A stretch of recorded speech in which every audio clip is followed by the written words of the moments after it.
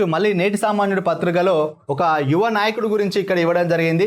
ఒక విద్యార్థి నాయకుడిగా, విద్యార్థి ఉద్యమ నాయకుడిగా టీఆర్ఎస్ పార్టీలో ఒక చిన్న మామూలు స్థాయి నుంచి వచ్చిన ఒక యువకుడు. కానీ ఒక యువకుడు తెలంగాణ ఉద్యమం కోసం తాను మూతి మీద మీసాలు రాని వయసు నుంచే విద్యార్థిగా ఎన్నో జేఏసీ ఇచ్చిన పోరాటాల్లో కానీ బీఆర్ఎస్ గులాబీ పార్టీ ఇచ్చిన పోరాటాల్లో జిల్లా లెవెల్లో రాష్ట్ర స్థాయిలో కొట్లాడి ఈ యొక్క యువకుడు మంచి పేరు తెచ్చుకున్నాడు. ఒక మార్మూలు చిన్న గ్రామం నుంచి విద్యార్థి నాయకుడిగా ఎదిగి తెలంగాణ ఉద్యమ పోరాటం చేసిండు. సరే, చాలా కేసులను కూడా ఎదుర్కొన్న యువకుడు జీలకర్ర మహేష్ గారు. చూస్తే చిన్న పిల్లగాని లెక్క అవుపిస్తాడు కానీ పోరాటాలు మాత్రం ఎక్కువ చేసాడని చెప్పచ్చు. అభివృద్ధికి ఆరాటం, నిధులకు పోరాటం. కౌన్సిలర్ జీలకర్ర మహేష్ గత బీఆర్ఎస్ ప్రభుత్వంలో జరిగిన మున్సిపల్ ఎన్నికల్లో 5వ వార్డు కౌన్సిలర్గా అవకాశం ఇచ్చిన అప్పటి మాజీ ఎమ్మెల్యే బాల్కా సుమన్కు సర్వత్రా రుణపడి ఉంటానని కౌన్సిలర్ జీలకర్ర మహేష్ తెలిపారు. శనివారం 5 సంవత్సరాల కౌన్సిల్ పదవీ కాలం ముగియడంతో పురపాలక సంఘం ఆధ్వర్యంలో నిర్వహించిన ఆత్మీయ వీడ్కోలు సన్మాన సభలో ఆయన మాట్లాడారు. నిరంతరం వార్డు ప్రజల కోసం, అభివృద్ధి కోసం ఆరాటపడుతూ నిధుల కోసం ప్రభుత్వ అధికారులతో పోరాటం చేశానని తెలిపారు. ప్రజా సమస్యలు పరిష్కారం, పెండింగ్ నిధుల కోసం అధికారులకు వినతి పత్రాలను అందించినట్టుగా గుర్తు చేశారు. తనకు సహకరించిన వార్డు ప్రజలకు, మున్సిపల్ అధికారులకు, పారిశుద్ధ్య కార్మికులకు ప్రత్యేక కృతజ్ఞతలు తెలిపారు. చెప్పాను కదా, అభివృద్ధి కోసం ఆరాటం, నిధుల కోసం పోరాటం అని. వాస్తవానికి కేతన్పల్లి మున్సిపాలిటీలో ఉన్న 22 వార్డుల్లో 5వ వార్డు ఒక విచిత్రమైన పరిస్థితి. మున్సిపాలిటీ అంటే పట్టణంగా అభివృద్ధి చెందిన ప్రాంతమై ఉంటేనే మున్సిపాలిటీలో కలుపుతారు. కానీ అమరావతి అనేది సపరేట్ ఒక గ్రామ పంచాయతీ లెక్క ఉండే ప్రాంతం.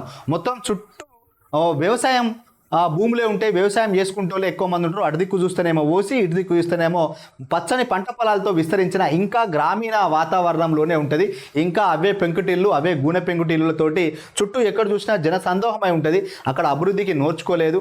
ఎప్పుడో 2008-10 ఆ టైంలో అప్పుడున్న గ్రామ పంచాయతీ సర్పంచ్గా ఉన్న ఝాన్సీ రాణి గారు, వాసిరెడ్డి సీతారామయ్య గారు వేసిన రోడ్లే ఉంటే, కానీ జీలకర్ర మహేష్ కౌన్సిలర్ అయిన తర్వాత ఆయాన్ ఫుడ్ కోర్టు నుంచి ఆ యొక్క ఊళ్ళోకి వెళ్ళే ఒక 2 కిలోమీటర్ల డిస్టెన్స్ వరకు డిఎంఎఫ్టీ నిధులతోటి దాదాపు ఒక 50 నుంచి 60 లక్షల నిధులతోటి బీటీ రోడ్డు వేయించుకున్నారు. బాల్కా సుమన్ వెంబడి పడి అక్కడ ఆంజనేయ స్వామి టెంపుల్ వరకు వేయించాడు. ఇంకో విషయం, ఆంజనేయ స్వామి టెంపుల్ గురించి చెప్తే, అది ఎండోమెంట్ డిపార్ట్కి వెళ్ళి అప్పుడే దేవాదాయ ధర్మ శాఖ మంత్రిగా ఉన్న ఇంద్రకరణ్ రెడ్డిని ఒప్పించి బాల్కా సుమన్ సహకారంతో ఆ గుడికి సుమారు ఒక 30 నుంచి 40 లక్షల నిధులను తీసుకొని వచ్చి ఆ గుడిని డెవలప్మెంట్ చేసిండ్రు. ఆ ఊళ్ళో చిన్నగా గుడి ఉండే, ఒక చిన్న రూమ్లో గుడి ఉండే, దాన్ని ఇప్పుడు సువిశాలమైన ప్రదేశంలో ఒక మంచిగా 50 లక్షల రూపాయల నిధితోటి ప్రభుత్వ డబ్బులతోటి అక్కడ గుడిని కట్టిపించిండు.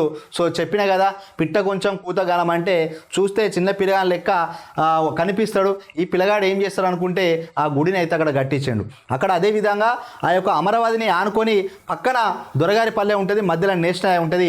ఆ నేషనల్ హైవే వాళ్ళతో మాట్లాడి కూడా కొన్ని రోడ్డు పనులు చేయించుకున్నాడు. అదేవిధంగా రోడ్డులో చిన్న చిన్న గల్లీల్లో కూడా సీసీ రోడ్లు వేయించిండు, డ్రైన్స్ వేయించిండు. కాకపోతే ఆ ఊరు పెద్దది, ఇంకా ఎంత అభివృద్ధి చేసినా కూడా ఇంకా అభివృద్ధి అనేది కనిపించినట్టుగా ఉంటుంది. కానీ ఊరు చాలా విశాలంగా ఉండడం వల్ల, అది సపరేట్ గ్రామ పంచాయతీ అంత తరీకలా ఉండడం వల్ల ఎంత అభివృద్ధి చేసినా ఇంకా కనిపించలేదు. వాస్తవానికి మంచిర్యాలకు రామకృష్ణపూర్లో గేటు పడ్డప్పుడు బైపాస్గా వెళ్ళాలంటే ఈ యొక్క అమరావతి నుంచి వెళ్తాడు. రోడ్లు అయితే మంచిగా ఉన్నాయి. 25 లక్షలతోని బాక్స్ కలవాటు కట్టించిండు. అదేవిధంగా బతుకమ్మ ఘాట్ లాగా ఏర్పాటు చేయించి దసరా సమయంలో ఆ బాక్స్ కలవాటు నుంచి వచ్చే నీళ్ళతోటి అప్పుడు ఎప్పుడు బతుకమ్మ ఘాట్ను ఏర్పాటు చేయించి అక్కడి పల్లె ప్రజలంతా అక్కడ బతుకమ్మ ఆడుకునే ఏర్పాట్లు కూడా చేపిస్తారు. ఇవే కాదు, కళ్యాణ లక్ష్మి అయినా, పెన్షన్ అయినా, ఇంకైనా ఒంటరి మహిళ పెన్షన్ అయినా, ఇట్లాంటి పెన్షన్లు తీసుకొచ్చిండు.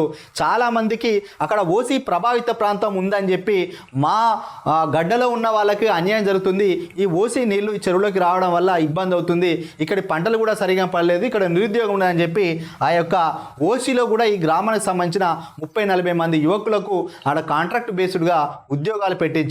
ప్రతి సంవత్సరం ఏరియా హాస్పిటల్ వాళ్ళతో మాట్లాడడం, సింగరేణి వాళ్ళతోటి, అదేవిధంగా ప్రభుత్వ హెల్త్ క్యాంపులు కూడా పెట్టించే ఏర్పాటు చేసిండు. దీంతో పాటు అంగన్వాడీ కేంద్రాల్లో, ప్రాథమిక విద్యాలయాల్లో కూడా కుట్టు మిషన్ కార్యక్రమాన్ని వేరే వాళ్ళతో మాట్లాడి, వేరే సంస్థలతో మాట్లాడి నైపుణ్య శిక్షణ కూడా ఇప్పిస్తున్నాడు. చెప్తున్నా కదా, వయసులో చిన్నోడు కానీ చేసే పనులు మాత్రం పెద్దగా ఉంటాయని చెప్పచ్చు. ఇంకొకటి, బాల్కా సుమన్ అండదండలతోటి కౌన్సిలర్గా గెలిచిండు, చాలామంది గెలిపించడానికి రుణపడి ఉంటా అంటున్నాడు. సాధ్యమైనంత వరకు నిధుల వేట పడ్డాడు, అభివృద్ధి కోసం ఆరాటపడ్డాడు. ఇవే కాదు, ఈ మధ్య కొన్ని నిధులు కొన్ని ఆగిపోయినాయి, మా వార్డులో అభివృద్ధి ఆగిపోయిందని చెప్పి మంచిర్యాల జిల్లా కలెక్టర్ కుమార్ దీపక్ దగ్గరికి ఒక్కడే వెళ్ళిండు, అందరి కోసం పోరాడిండు. సో నిధులను అక్కడికి తీసుకొచ్చి ఖర్చు పెట్టడం కోసం, మిగిలిన ఏదైతే ఆగిపోయిన అభివృద్ధి ఉందో ఆ రోడ్లు డ్రైన్ కోసం నిరంతరం కొట్లాడుతున్నారు. కరెంటు స్తంభాలు కానీ, ట్రాన్స్ఫార్మర్ కానీ, ఇట్లా అన్ని విషయాల్లో కొట్లాడుతున్నారు. ఈ మధ్య ఆ ఊళ్ళో ఉన్న కొంత స్థలంలో కూడా ఓపెన్ జిమ్ను, క్రీడా ప్రాంగణాలను కూడా ఏర్పరుస్తూ ప్రజల్లో మన్నలు పొందుతున్నాడు. డబ్బు లేదు, దశకం లేదు, కానీ ప్రజల కోసమే నా జీవితం అంటూ మళ్ళీ మన ముందుకు వస్తా, మళ్ళీ గెలిపించండి, ఆదరించండి, ఆశీర్వదించండి అని చెప్పి జీలకర్ర మహేష్ గారు తన గురించి ఇక్కడ పత్రికలు ఇవ్వడం జరిగింది. మొత్తానికైతే ఉత్సాహం ఉన్న యువకులను గెలిపించాలి, తప్పు చేస్తే వాళ్ళు ఓడిపోతారు, ప్రజలకు మంచి చేస్తే, అభివృద్ధి చేస్తే గెలుస్తారని చెప్పి సందర్భంగా తెలియజేస్తున్నా. మొత్తానికైతే కొంతవరకు ఇక ప్రజాసేవే లక్ష్యంగా, అదే తన ఉద్యోగంగా భావించి ప్రజలకైతే మంచి అభివృద్ధి చేస్తుండని ఈ సందర్భంగా చెప్పచ్చు.